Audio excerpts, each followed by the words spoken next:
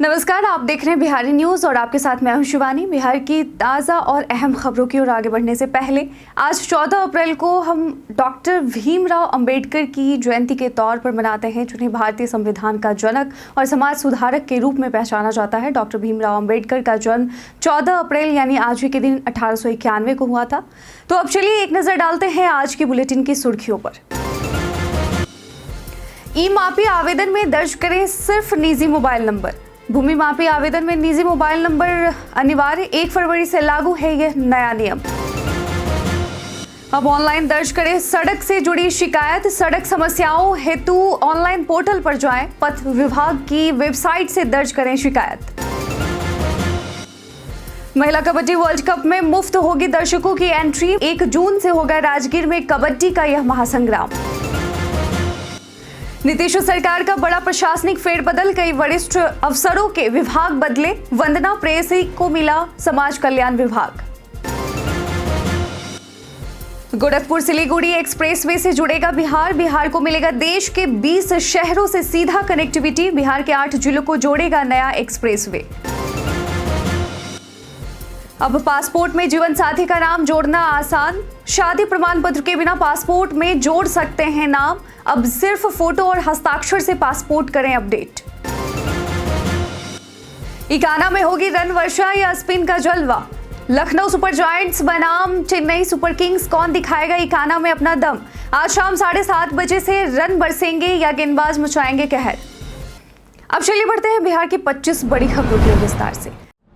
UPSC में engineer सहित 111 पदों पर भर्ती के लिए आवेदन शुरू। यूपीएससी ने इंजीनियर सहित विभिन्न पदों पर कुल 111 भर्तियों की घोषणा की है। आवेदन प्रक्रिया ऑनलाइन माध्यम से की जाएगी, जिसके लिए उम्मीदवार यूपीएससी की वेबसाइट upsconline.gov.in पर जाकर आवेदन कर सकते हैं। इन पदों के लिए शैक्षणिक योग्यता पद के अनुसार बीई, बीटेक, एमएससी या लॉ डिग्री निर्धारित की गई है। अधिकतम आयु सीमा 40 वर्ष रखी गई है। चयन प्रक्रिया में रिटन एग्जाम और डॉक्यूमेंट वेरिफिकेशन शामिल है। वेतन पे मैट्रिक्स लेवल 10 के अनुसार दिया जाएगा। आवेदन शुल्क सामान्य ओबीसी और ईडब्ल्यूएस वर्ग के पुरुषों के लिए 25 रुपए है, जो कि महिला एससी, एसटी और पीडब्ल्यूबीटी उम्मीदवारों से कोई शुल्क नहीं लिया जाएगा। और बता दें कि आवेदन 12 अप्रैल से शुरू है।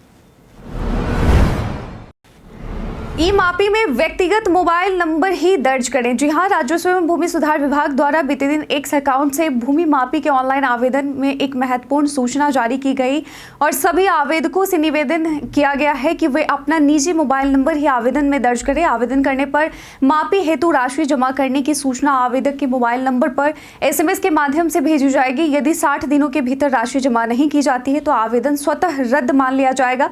यह व्यवस्था 1 फरवरी 2025 से लागू है। ई मापी के लिए विभागीय पोर्टल emapi.bihar.gov.in पर जाएं और सेवाओं का लाभ उठाने के लिए biharbhumi.bihar.gov.in पर क्लिक करें।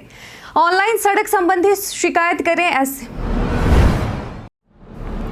ऑनलाइन सड़क संबंधी शिकायत ऐसे करें दर्ज। जी हां, अगर आपको बिहार राज्य की किसी सड़क पर कोई समस्या है तो आप आसानी से ऑनलाइन शिकायत दर्ज कर सकते हैं। इसके लिए सबसे पहले पथ निर्माण विभाग बिहार की वेबसाइट state.bihar.gov.in या RCD पर जाएं। वेबसाइट के हाईलाइट सेक्शन में public grievance road redressal system पर क्लिक करें। इसके बाद सड़क का नाम, उस सड़क का त्रुटिपूर्ण फोटो और अन्य संबंधित जानकारी दर्ज करें। शिकायत दर्ज करने के बाद कंट्रोल एंड कमांड सेंटर द्वारा आपको एक ID नंबर प्रदान किया जाएगा। जैसे ही समस्या का समाधान होगा, आपको सुधार की सूचना भेजी जाएगी। यदि शिकायत दर्ज करने में कोई समस्या आती है तो आप हेल्पलाइन नंबर 9470012666 पर संपर्क कर सकते हैं। यह प्रक्रिया आपके लिए सड़क संबंधी समस्याओं को हल करने में मददगार साबित होगी।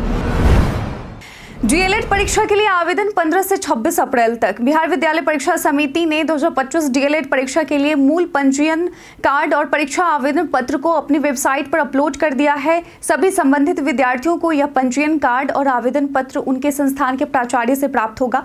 विद्यार्थी 15 से 26 अप्रैल तक ऑनलाइन परीक्षा आवेदन पत्र भरकर निर्धारित शुल्क जमा करेंगे और यह अवसर उन विद्यार्थियों के लिए है जिन्होंने पहले ही परीक्षा में भाग नहीं लिया या अनुत्तीर्ण हो गए थे। परीक्षा में शामिल होने के लिए यह आवेदन अनिवार्य है। जो विद्यार्थी निर्धारित समय में आवेदन नहीं भरेंगे वे परीक्षा में शामिल नहीं हो सकेंगे।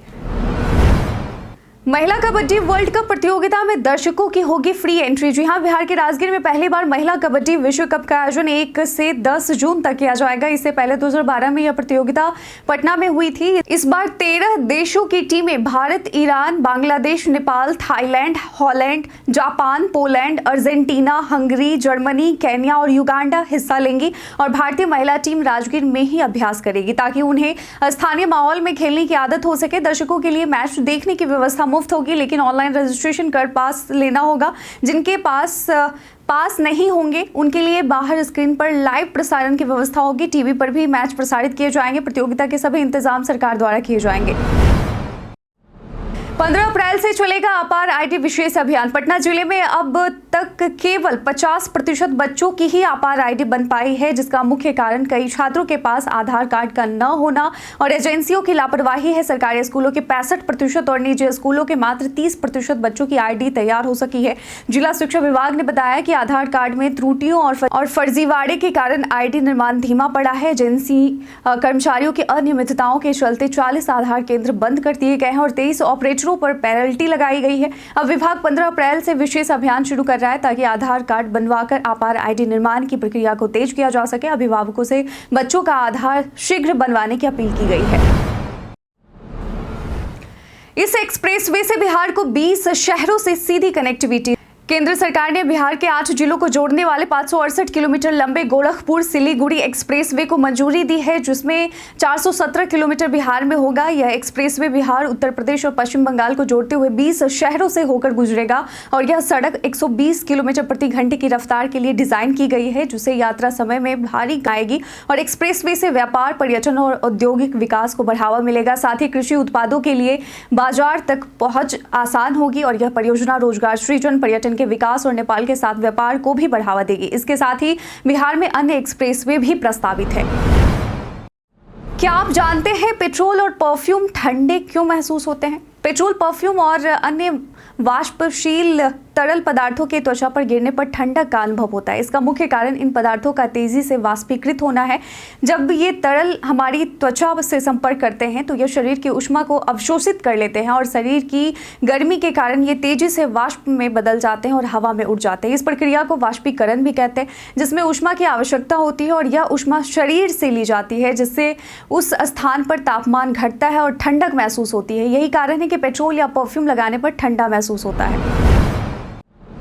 ईवी नीति से हरित बिहार का हो रहा सपना साकार। जी हां, बिहार में इलेक्ट्रिक वाहनों यानी ईवी की लोकप्रियता तेजी से बढ़ रही है। वित्तीय वर्ष 2024-25 में अब तक 23,096 ईवी पंजीकृत हो चुके हैं, जिनमें पटना अकेले 5,633 पंजीकरण के साथ अग्रणी है। राज्य सरकार का लक्ष्य 2028 तक कुल नए वाहनों में 15% इलेक्ट्रिक बनाना है। गया, मुजफ्फरपुर, मोतिहारी और समस्तीपुर जैसे जिले भी ईवी परिवर्तन के केंद्र बन रहे हैं। बिहार इलेक्ट्रिक वाहन नीति 2023 के तहत टैक्स में प्रोत्साहन राशि और चार्जिंग नेटवर्क के विस्तार से ईवी अपनाने में तेजी आई है। परिवहन मंत्री शीला कुमारी ने इसे जीवन शैली में बदलाव की दिशा बताया है, जिससे बिहार प्रदूषण मुक्त राज्य बनने की ओर अग्रसर है।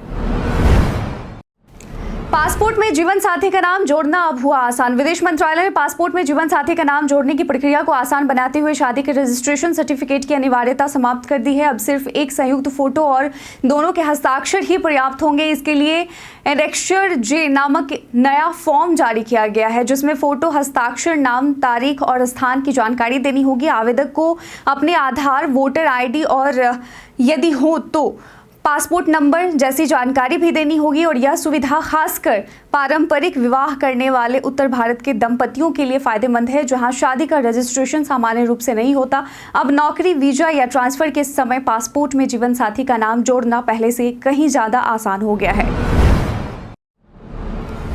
नीतीश सरकार ने वरिष्ठ अफसरों का किया ट्रांसफर। नीतीश सरकार ने वरिष्ठ आईएएस अधिकारियों का ट्रांसफर किया है, जिसके तहत कई विभागों के सचिवों के पद पर बदलाव किया गया है। वंदना प्रेयसी, जो वन एवं पर्यावरण और उद्योग विभाग का काम देख रही हैं, उनको समाज कल्याण विभाग का सचिव नियुक्त किया गया है। हरजोत कौर बम्हरा को समाज कल्याण विभाग के अपर मुख्य सचिव से पर्यावरण, वन एवं जलवायु परिवर्तन विभाग का अपर मुख्य सचिव बनाया गया है। मिहिर कुमार सिंह को पथ निर्माण विभाग के अपर मुख्य सचिव से उद्योग विभाग के अपर मुख्य सचिव का अतिरिक्त प्रभार दिया गया है। डॉक्टर सफीना एएन को मगध प्रमंडल का कमिश्नर बनाया गया है। इस बदलाव से प्रशासनिक संरचना में कई महत्वपूर्ण बदलाव आए हैं। पटना तारामंडल में मई से शुरू होगा 3D वर्चुअल शो। पटना तारामंडल में मई से वर्चुअल रियलिटी 3D शो की शुरुआत होने जा रही है। इसमें दर्शक स्टेडियम जैसी विशेष कुर्सियों पर बैठकर क्रिकेट मैच देखने जैसा अनुभव ले सकेंगे। शो में वर्चुअल रियलिटी तकनीक के माध्यम से अंतरिक्ष, डायनासोर और अन्य काल्पनिक लेकिन यथार्थ लगने वाली दुनियाओं का अनुभव किया जा सकेगा। इस शो के लिए खास तरह की 25 सीटें लगाई गई हैं जो मूवमेंट को ट्रैक कर वास्तविकता का आभास कराती हैं। इससे पहले पिछले साल 2 नए शो वॉयेजर और लाइफ ऑफ ट्री शुरू हुए थे और यह तकनीक दर्शकों को एक नई डिजिटल दुनिया में ले जाती है। पैक्स चुनाव में इस्तीफे पर सख्त दिशा निर्देश जारी। सहकारिता विभाग ने पैक्स चुनाव को लेकर नया गाइडलाइन जारी किया है जिसमें बिना कारण के प्रबंधकारिणी समिति से इस्तीफा देने वाले सदस्यों को अगले 5 साल तक चुनाव लड़ने से वंचित कर दिया जाएगा। विभाग ने सभी जिला सहकारिता पदाधिकारियों को इस संबंध में निर्देश दिए हैं। निबंधक का मानना है कि बिना वैध कारण के इस्तीफा देने से समिति का कार्य प्रभावित होता है। इसके तहत इस्तीफा देने वाले सदस्य को पहले बैठक में कारण बताना होगा और अगर सही कारण नहीं हुआ तो संबंधित कार्रवाई की जाएगी। पैक्स में 11 सदस्य होते हैं और यदि कोई इस्तीफा देता है तो चुनाव दोबारा कराना पड़ता है।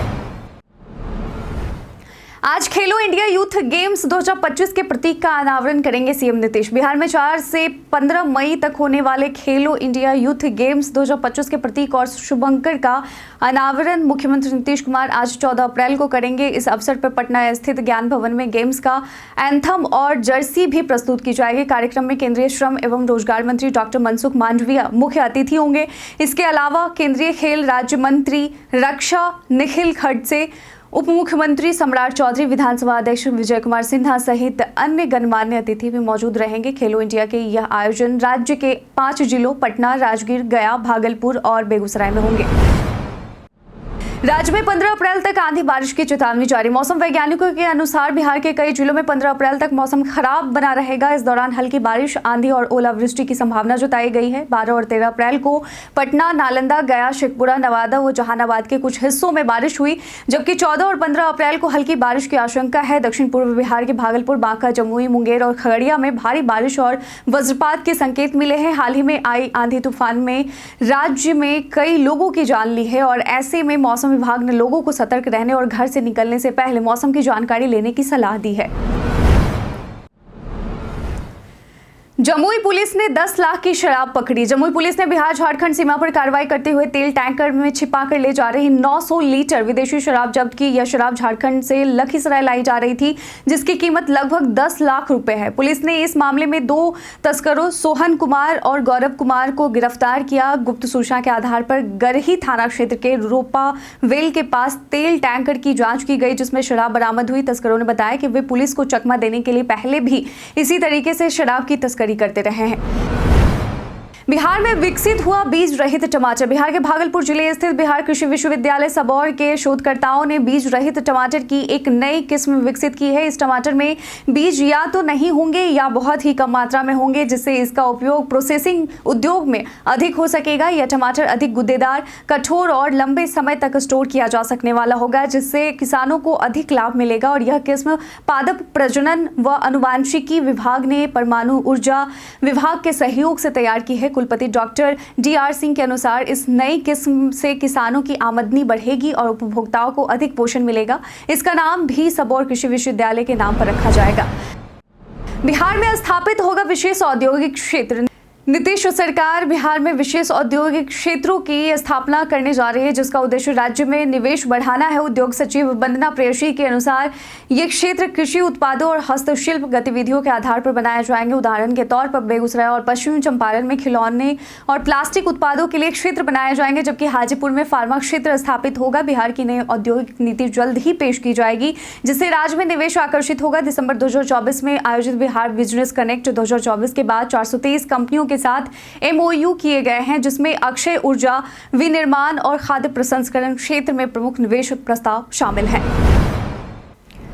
भीम संवाद में नीतीश ने जताया दलितों के प्रति समर्पण। बिहार विधानसभा चुनाव 2025 से पहले जदयू ने दलित समाज को संदेश देने के लिए पटना में बाबा साहब भीमराव अंबेडकर की जयंती पर भीम संवाद कार्यक्रम आयोजित किया। मुख्यमंत्री नीतीश कुमार ने इस मौके पर दलित समुदाय के उत्थान के लिए अपनी सरकार के कार्यों का जिक्र किया और कहा कि उनकी सरकार बाबा साहब के आदर्शों पर काम कर रही है। केंद्रीय मंत्री ललन सिंह ने नीतीश कुमार की सरकार के कामों की सराहना करते हुए कहा कि आरक्षण का समर्थन नीतीश कुमार ने किया, जबकि लालू यादव ने इसे रोका था। जदयू के राष्ट्रीय कार्यकारी अध्यक्ष संजय झा ने कहा कि नीतीश कुमार ने दलितों के लिए जो काम किया है वह इतिहासों में किसी ने नहीं किया।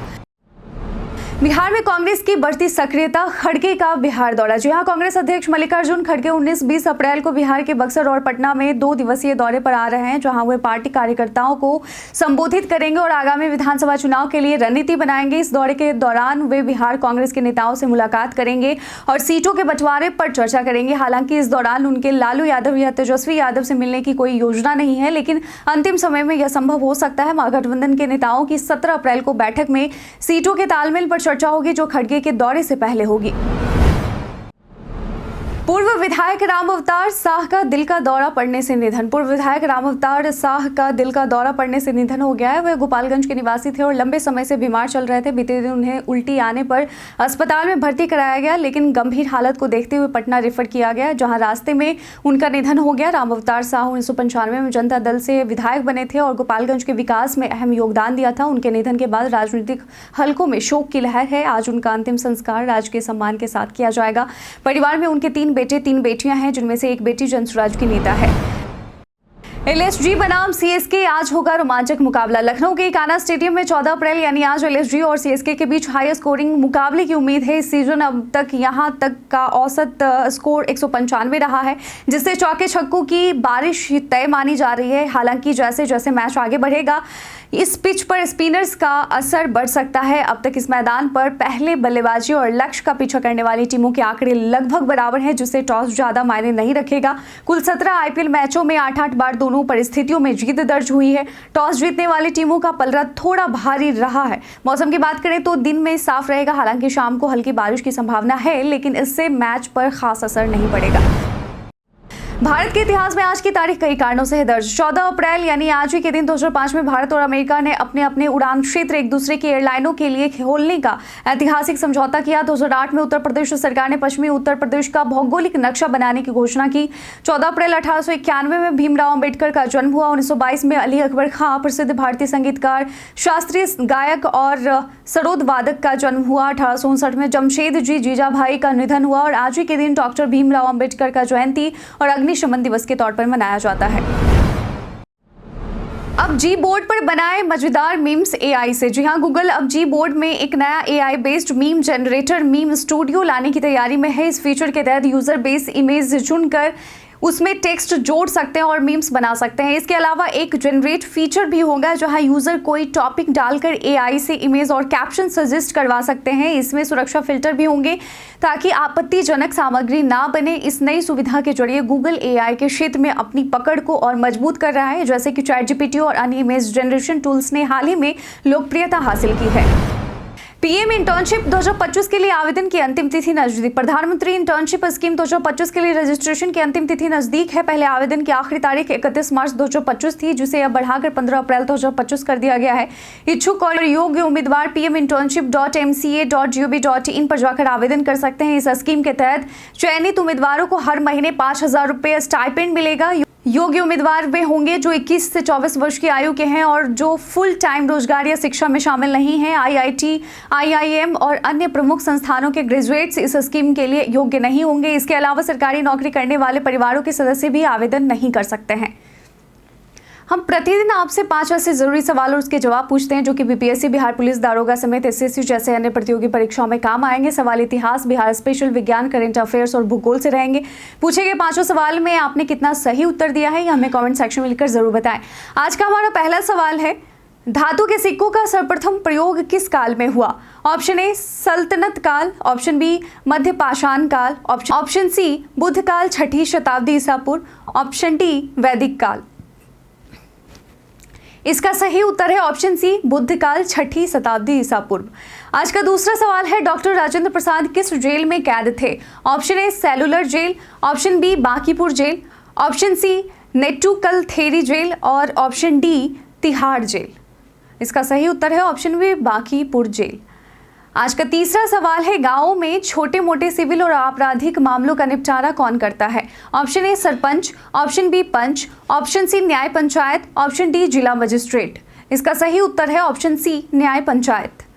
आज का चौथा सवाल है, हाल ही में झांसी में सुदर्शन चक्र कोर द्वारा आयोजित अभ्यास का नाम क्या है? ऑप्शन ए स्वावलंबन शक्ति, ऑप्शन बी राहत, ऑप्शन सी शक्ति, ऑप्शन डी युद्ध अभ्यास। इसका सही उत्तर है ऑप्शन ए स्वावलंबन शक्ति।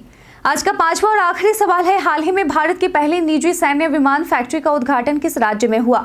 Option A Haryana, option B Kerala, option C Gujarat, option D Rajasthan. इसका सही उत्तर है ऑप्शन सी गुजरात। बीते दिन हमारे द्वारा पूछे गए सवाल का आप लोगों में से बहुत लोगों ने अपना जवाब कमेंट सेक्शन में लिख कर दिया था। जिन्होंने हमारे द्वारा पूछे गए सवाल का जवाब दिया है उनके नाम हैं राजकिशोर महतो, गौतम कुमार, विनोद शाह, सुरेंद्र कुमार, मोहम्मद शाकिर हुसैन, मोहम्मद कैसर आलम, संजीव कुमार, प्रिंस कुमार, नरेंद्र कुमार, अनवर करीम खान, विनोद शाह, कौशलेंद्र कुमार सिन्हा, बिरजू कुमार, निरंजन यादव, अंजू गुप्ता, संतोष कुमार और हरेंद्र पासवान। इसके साथ ही बढ़ते हैं आज के सवाल की ओर। आज का सवाल है, क्या आपको लगता है कि बिहार में उद्योगों के लिए नए क्षेत्र स्थापित होने से रोजगार के अवसर बढ़ेंगे?